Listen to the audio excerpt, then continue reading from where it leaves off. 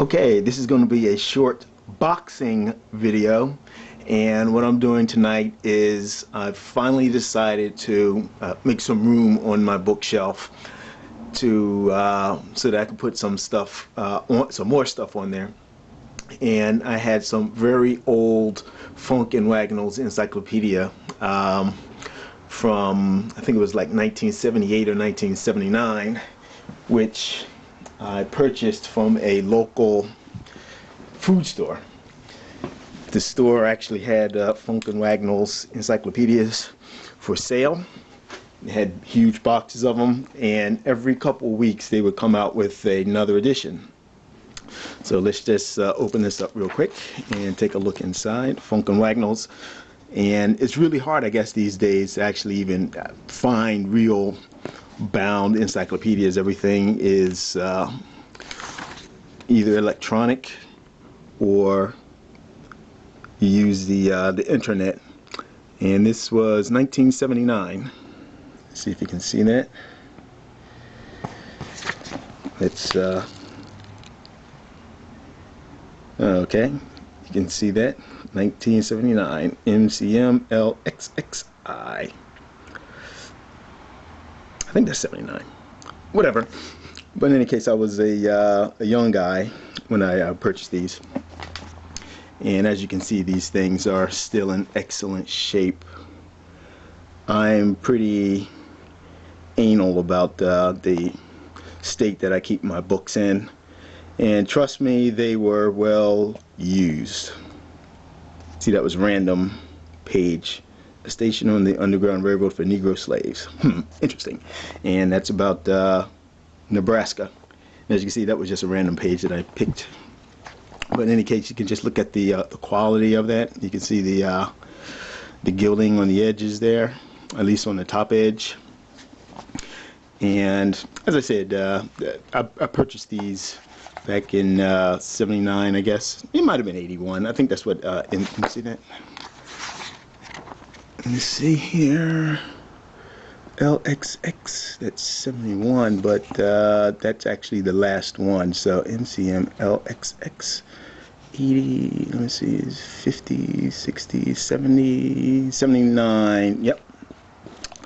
But in any case, I'm going to pack these guys up and take them to my workplace, which has lots and lots of storage space under lock and key, so I can keep them pretty secure, keep an eye on them, and just make some more room in my house. Now, I have considered selling these numerous times, but they do have some significance to me, as this represents something that I actually paid for myself. My own encyclopedias, bought them myself at 14, 15 years old, 13 to 15 years old, or whatever the case was, and actually worked for it. I had some paper routes, circular routes for local food stores, and just threw out papers every Saturday morning for years and years and years. As a matter of fact, I started like in 78. I think I was in 7th or 8th grade when I started that, and did it all the way through college and actually into the first year of my actual career. So I did it for 10 or 11 years, and it was not much, but you know what, back in those days it was like $25 a week that I was doing, and $25 a week was a lot of money. You could actually buy things with it. I used to be able to take $25 and buy lunch for myself, buy tokens or bus fare, or what we called in what SEPTA, that's the Southeast Pennsylvania Transportation Authority. They had something called trans passes, which basically allows you, once you pay a flat fee, you can ride any bus or train in the city unlimited numbers of times. And so I could do all that with that $25 and still have stuff left over for my hobbies. Try doing that nowadays at $25 a week. But in any case, these guys are getting boxed up, and I'll show you how I'm going to do it. Okay, so essentially there's not much to it. I just have a cardboard box, 12 by 12 by 12, and I'm using a hefty bag, and that's a 30-gallon hefty bag as a liner. And I'm just going to put the books in there, open face down, spine up, excuse me, in a single row.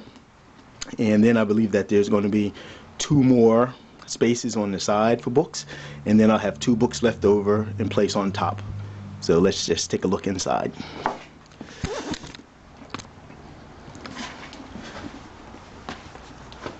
And here they are, Funk and Wagnalls.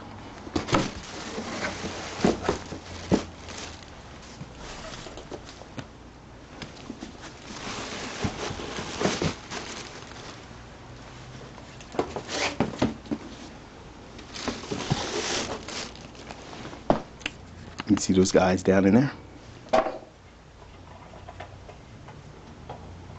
Let's get a little more light.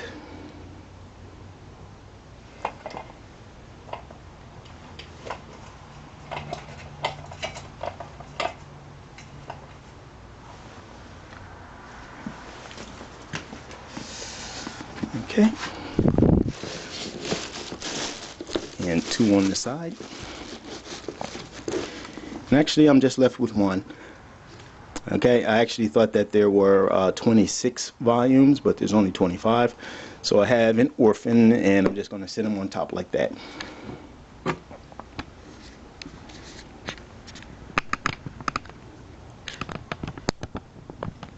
I'm using my Panasonic Lumix camera.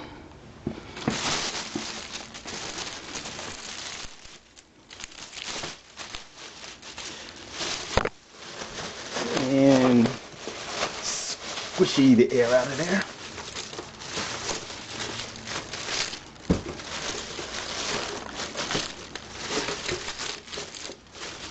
Braid that nice and tight.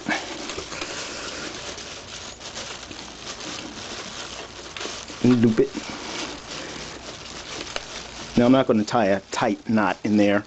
I'm just going to tie it tight enough so that it doesn't come loose and forms a nice seal so that no air can get in or out. Of course, that assumes that the bag is not ruptured or anything like that, which I don't believe it is. And now I'm just going to add some crumpled up paper to bulk it up.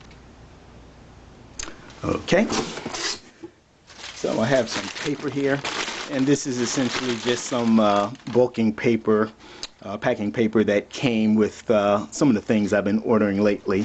I actually prefer the paper to the styrofoam peanuts and those air bladder bags. Those things just over time they lose air, and the foam peanuts, they're just a hassle to deal with. You know, they're just a mess. That, you know, they have all that. If anything has any static on it, it clings to that, and you can't get it off, and they break up and everything. But I just need something to bulk it up so that when I seal the box, it doesn't compress too much.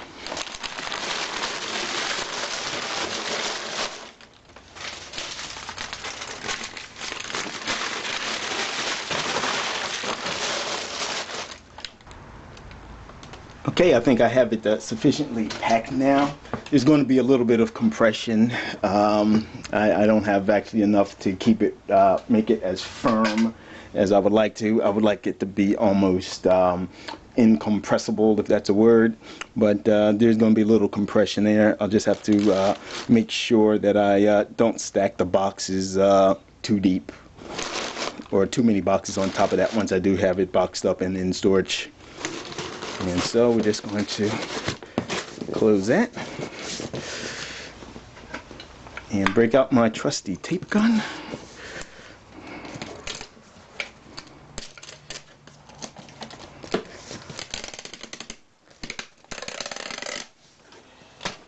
Draw a line across the center like that.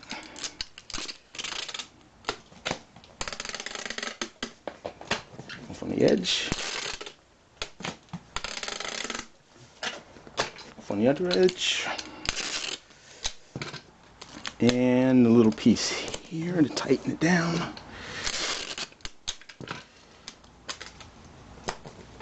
Another piece there to tighten it down. piece here to tighten that. And a piece to tighten that. Okay, so my Funk and Wagnalls Encyclopedias, circa 1979, are ready to be stored. All I need to do now is label it. And I have my Sharpie marker. And I'll just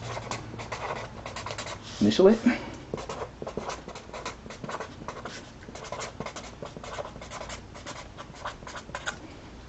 And that would be 14 to 25. And so now these guys are ready for storage. Alright, thanks for watching, and let me know what you think about my boxing video. That was the first one I've ever done. I've done plenty of unboxing videos. As a matter of fact, I have quite a few more to do. And let me know about what you guys think about my stories and all that stuff, because I am of the opinion that everything has a story behind it, and it's basically just up to the individual to flesh out that story and make it happen. Alright, thanks for watching. Bye bye.